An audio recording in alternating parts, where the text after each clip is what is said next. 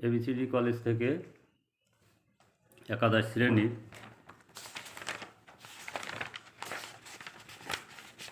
পৌরনীতি ও সুশাসন পরিচিতি পাঠ 1 থেকে পৌরনীতি ধারণার সংজ্ঞা সম্পর্কে আলোচনা করা হলো। পৌরনীতি নাগরিক বিষয়ক সামাজিক বিজ্ঞান। পৌরনীতি সামাজিক বিজ্ঞানের একটি শাখা। প্রাচীন গ্রিসের নগর রাষ্ট্রের ধারণা থেকে পৌরনীতির ধারণার সূত্রপাত ঘটে। প্রাচীন গ্রিসে নগর রাষ্ট্রে যারা বসবাস করত তারাই নাগরিক হিসেবে বিবেচিত হতো। পৌরনীতির ইংরেজি সিভিক্স শব্দের বাংলা প্রতিশব্দ, আর সিভিক শব্দটি দুটি ল্যাটিন শব্দ সিভিস ও সিভিটাস থেকে এসেছে। শব্দ দুটির অর্থ হল যথাক্রমে নাগরিক ও নগর রাষ্ট্র। সুতরাং নগর রাষ্ট্রে বসবাসরত নাগরিকরা হল পৌরনীতির মূল কেন্দ্র এবং তাদের আচার আচরণ ও রাজনৈতিক কার্যাবলী বিশ্লেষণ হল পৌরনীতির মূল আলোচ্য বিষয়। প্রাচীন গ্রিসের নগর রাষ্ট্রের নাগরিকরা প্রত্যক্ষভাবে শাসন কাজে অংশগ্রহণ করত, কিন্তু বর্তমানে রাষ্ট্রের ধারণায় পরিবর্তন এসেছে এবং আধুনিক জাতিরাষ্ট্রের ধারণা প্রতিষ্ঠিত হয়েছে। গ্রিসের নগর রাষ্ট্রে প্রত্যক্ষভাবে শাসন কাজে অংশগ্রহণকারীরাই কেবল নাগরিকের মর্যাদা পেত, কিন্তু বর্তমানে রাষ্ট্রে বসবাসকারী সবাই নাগরিকের মর্যাদা পায়। গ্রিসের নগর রাষ্ট্রগুলো ছিল আয়তনে ছোট, কিন্তু বর্তমানে জাতিরাষ্ট্র আয়তনে অনেক বিশাল এবং জনসংখ্যাও অনেক বেশি। বর্তমানে নাগরিকের ভূমিকা রাষ্ট্রীয় সীমানা পেরিয়ে আন্তর্জাতিক পরিমণ্ডলে সম্প্রসারিত হয়েছে। এই জন্য নাগরিকদের ভূমিকা জটিল ও ভিন্নধর্মী মনে হয়। আধুনিক রাষ্ট্রের নাগরিকদের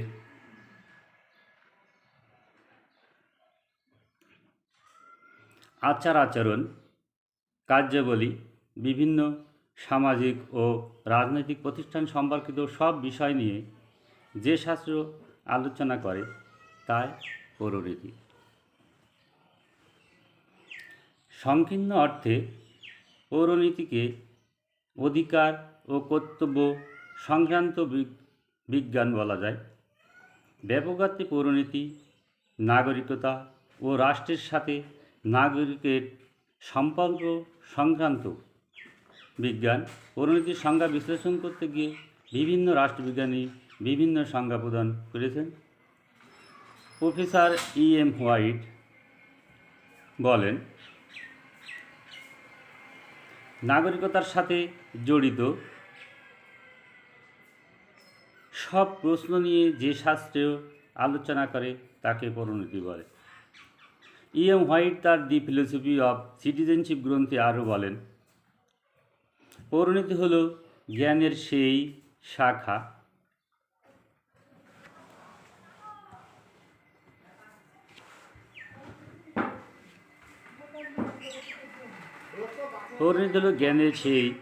শাখা যা নাগরিকের অতীত, বর্তমান ও ভবিষ্যৎ এবং স্থানীয়, জাতীয় ও আন্তর্জাতিকতার সাথে জড়িত সব বিষয় নিয়ে আলোচনা করে।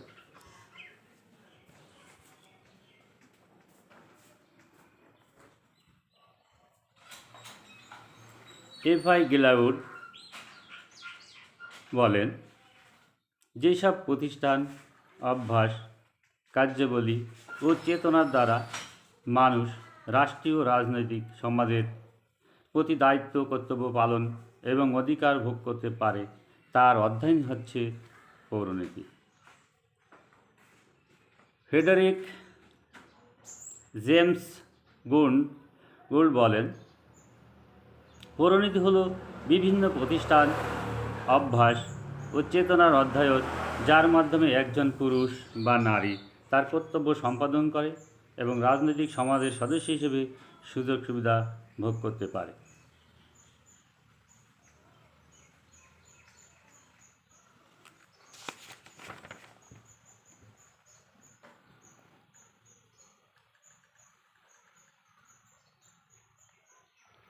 উপরে আলোচিত সংজ্ঞাগুলো ব্যাখ্যা করলে দাঁড়ায় যে নাগরিকের যাবতীয় কার্যক্রম বিশ্লেষণ করা হলো পৌরনীতির আলোচ্য বিষয়। এক্ষেত্রে নাগরিক জীবনের সব রীতিনীতি, আচার আচরণ, স্থানীয়, জাতীয় ও আন্তর্জাতিক কার্যাবলী, অতীত, বর্তমান ও ভবিষ্যৎ কার্যাবলী বিশ্লেষণ করা হয়। আর সামাজিক জীব হিসেবে নাগরিকের উপর অর্পিত সব দায়িত্ব, কর্তব্য, অধিকার, মানবতা ও মানবাধিকার ইত্যাদি বিষয় সমন্বয়ের মাধ্যমে আদর্শ সমাজ গঠনে প্রচেষ্টা চালানো হয়। পৌরনীতি হল নাগরিকতা বিষয়ক সামাজিক বিজ্ঞান। এক কথায় পৌরনীতি হল সেই শাস্ত্র যা নাগরিকের সমাজ ও রাষ্ট্রের প্রতি অধিকার ও কর্তব্য এবং অন্যান্য সামাজিক প্রতিষ্ঠানের সাথে সম্পর্ক স্থাপনের মাধ্যমে নাগরিক জীবনের সমস্যার সমাধান ও পর্যালোচনা করে।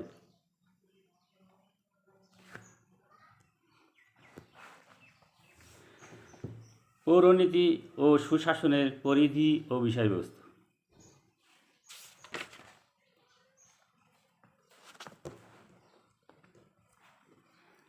নাগরিকতা সংশ্লিষ্ট বিষয়। নাগরিক হল রাষ্ট্রের প্রধান চালিকা শক্তি। নাগরিক জীবনকে কেন্দ্র করেই রাষ্ট্রের বিকাশ লাভ হয়। ফলে রাষ্ট্রের উন্নতি ও পূর্ণাঙ্গতা সম্পূর্ণরূপে নির্ভর করে নাগরিকের রাষ্ট্রের প্রতি আনুগত্য, দায়িত্ব ও কর্তব্যবোধের উপর। সুনাগরিকের কার্যাবলীর উপর রাষ্ট্রের উন্নতি অগ্রগতি নির্ভর করে। নাগরিকরা কীভাবে রাষ্ট্রের বিভিন্ন কর্মকাণ্ডে অংশগ্রহণ করবে, কীভাবে রাষ্ট্রের নাগরিকত্ব লাভ করবে, সুনাগরিক হতে হলে প্রয়োজনীয় গুণাবলী কীভাবে অর্জন করবে, নাগরিকের প্রাপ্য অধিকার ও রাষ্ট্রের প্রতি প্রয়োজনীয় কর্তব্যবোধ ইত্যাদি পৌরনীতি ও সুশাসনের পরিধির মধ্যে পড়ে। এই কারণে পৌরনীতি ও সুশাসন হল নাগরিকতা সংশ্লিষ্ট সামাজিক বিজ্ঞান। নাগরিক অধিকার ও কর্তব্য সম্পর্কিত। পৌরনীতি ও সুশাসনের বিষয়বস্তুর মধ্যে অন্যতম হল নাগরিকের অধিকার ও কর্তব্য পর্যালোচনা। নাগরিক হল রাষ্ট্রের চালিকা শক্তি। নাগরিকদের প্রধান প্রধান অধিকার ও কর্তব্যের প্রশ্নগুলোর অনুসন্ধান এবং অনুশীলন হল পৌরনীতি ও সুশাসনের বিষয়বস্তু। রাষ্ট্রের অভ্যন্তরে একজন নাগরিক কী কী অধিকার ভোগ করবে, কীভাবে ভোগ করবে, তার সীমানা কতখানি ইত্যাদি পৌরনীতি ও সুশাসনের বিষয়বস্তু। পাশাপাশি শুধু অধিকার ভোগ না করে নাগরিককে কীভাবে রাষ্ট্রের প্রতি কর্তব্য পালন করতে হয় তাও পৌরনীতি ও সুশাসনের বিষয়বস্তু। মৌলিক প্রতিষ্ঠান সম্পর্কিত। পৌরনীতি ও সুশাসন নাগরিকের সব বিষয়ের আলোচনার পাশাপাশি সমাজের বিভিন্ন মৌলিক প্রতিষ্ঠান নিয়ে আলোচনা করে। কেননা সমাজের মৌলিক প্রতিষ্ঠানগুলোর উপর ভিত্তি করে রাষ্ট্র বিকশিত হয়। এর জন্য পৌরনীতি ও সুশাসন সমাজের সবচেয়ে আদিম ও আকৃতিম প্রতিষ্ঠান পরিবার নিয়ে আলোচনা করে। তেমনি সমাজ, সামাজিক পরিবর্তন,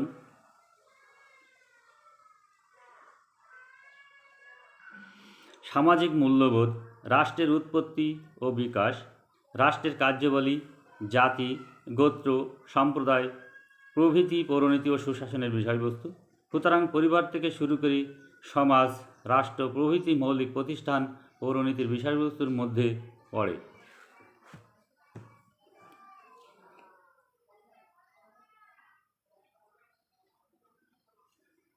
রাজনৈতিক প্রতিষ্ঠান সম্পর্কিত। পৌরনীতি ও সুশাসন যেমন বিভিন্ন মৌলিক সামাজিক প্রতিষ্ঠানের বিষয়ে আলোচনা করে, তেমনি রাষ্ট্রের রাজনৈতিক প্রতিষ্ঠানাদিও এর আলোচনার বিষয়বস্তুর মধ্যে পড়ে।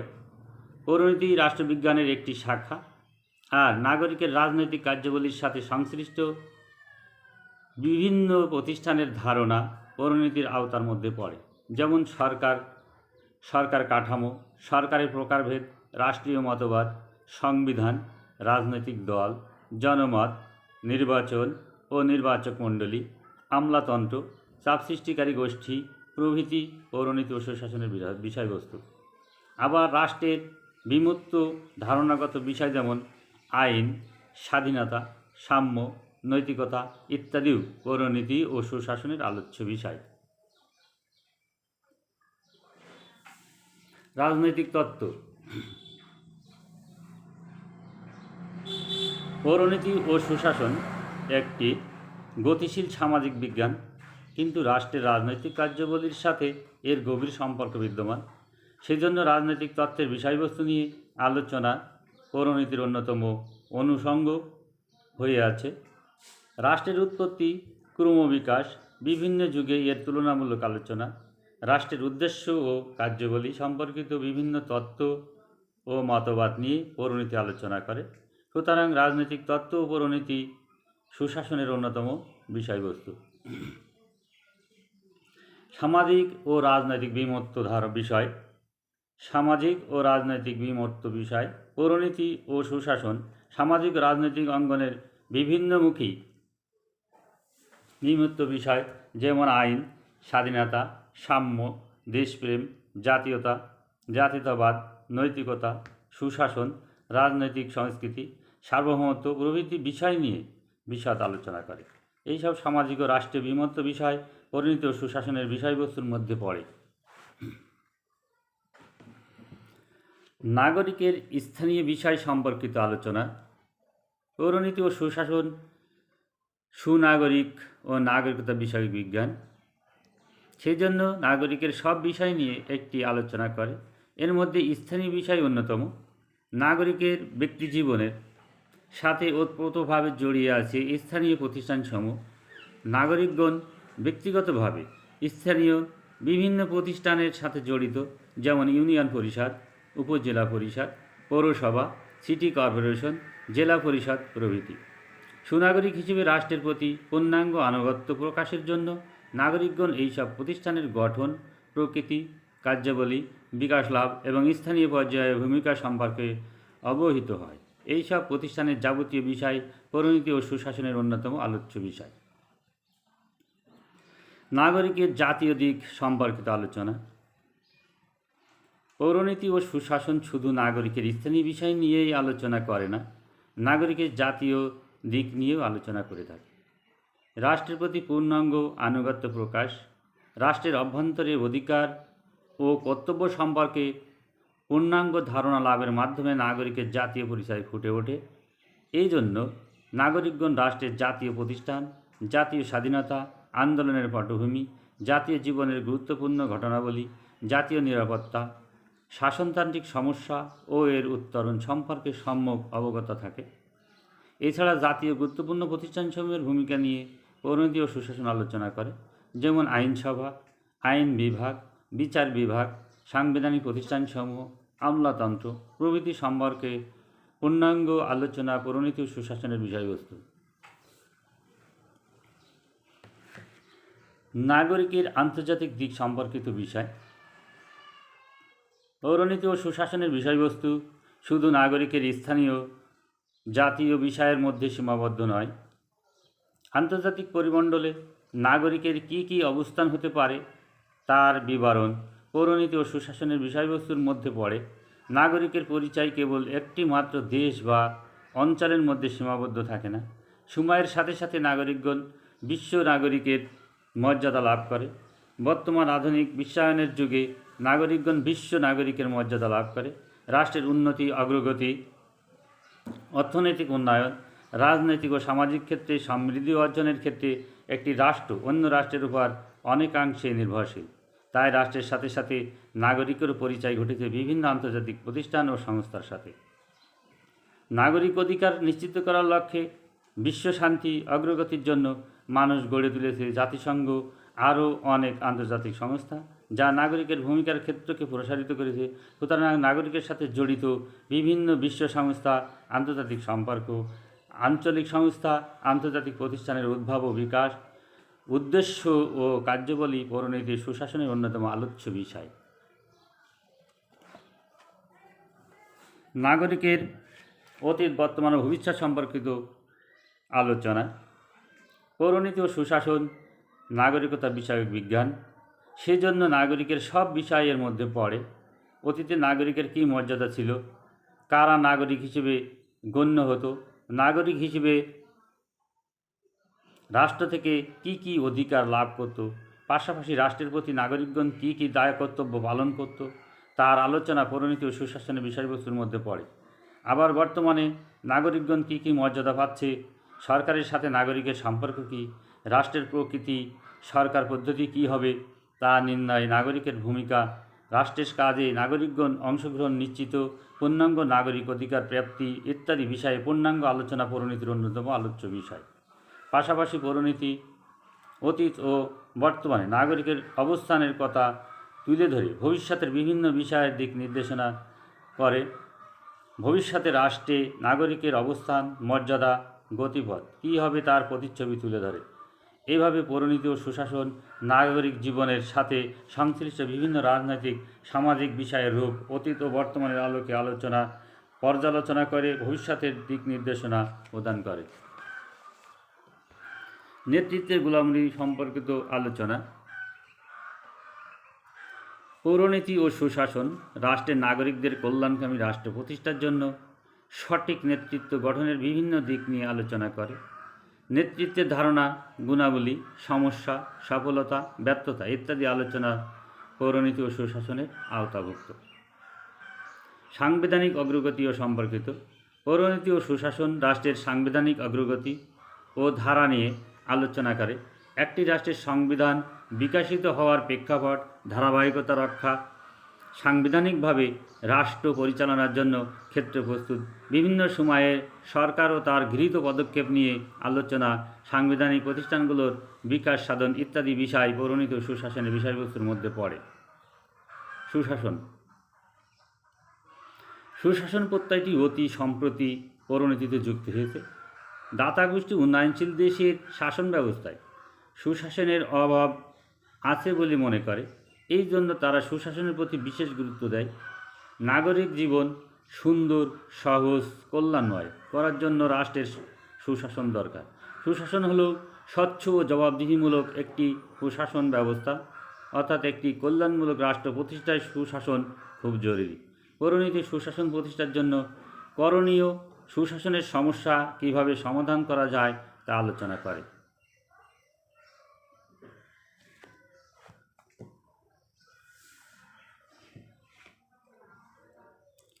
রাজনৈতিক ঘটনাবলী। প্রতিটি রাষ্ট্রেরই রাজনীতিতে কেন্দ্র করে কিছু না কিছু ঘটনা সংঘটিত হয়। নাগরিক জীবনে ঘটে যাওয়া এইসব রাজনৈতিক ঘটনা এর গৌরবোজ্জ্বল ইতিহাস নিয়ে আলোচনা করে পৌরনীতি ও সুশাসন। যে কোনো দেশের রাজনৈতিক ঘটনাবলী, এর ইতিহাস, ঐতিহ্য সম্পর্কিত তথ্য পৌরনীতির মাধ্যমে প্রকাশিত হয়। যেমন 1957 সালে পলাশির যুদ্ধ, 1857 সালে সিপাহী বিদ্রোহ, ব্রিটিশ বিরোধী আন্দোলন, 1905 সালের বঙ্গভঙ্গ, স্বদেশী আন্দোলন, 1906 সালের মুসলিম লীগ প্রতিষ্ঠা, 1911 সালে বঙ্গভঙ্গ রদ, 1916 সালে লখনৌ চুক্তি, খিলাফত আন্দোলন, 1940 সালে লাহোর প্রস্তাব, 1947 সালের ভারত পাকিস্তান স্বাধীনতা লাভ, 1952 সালের ভাষা আন্দোলন, 1954 সালের যুক্তফ্রন্ট নির্বাচন, 1956 সালের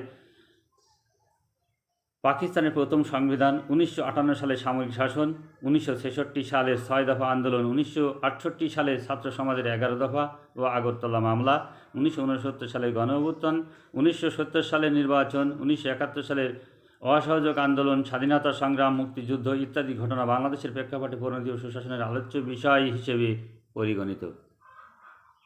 উপরের আলোচনা থেকে এটি স্পষ্ট যে পৌরনীতি ও সুশাসনের পরিধি ও বিষয়বস্তু ব্যাপক ও সুবিস্তৃত। নাগরিক জীবন যতদূর পর্যন্ত বিস্তার লাভ করেছে, পৌরনীতি ও সুশাসনের পরিধি এবং বিষয়বস্তু তত দূর পর্যন্ত বিস্তার লাভ করেছে। অর্থাৎ নাগরিক জীবনে নাগরিকের সামগ্রিক বিষয় পর্যালোচনা করাই হলো পৌরনীতি সুশাসনের পরিধি ও বিষয়বস্তু।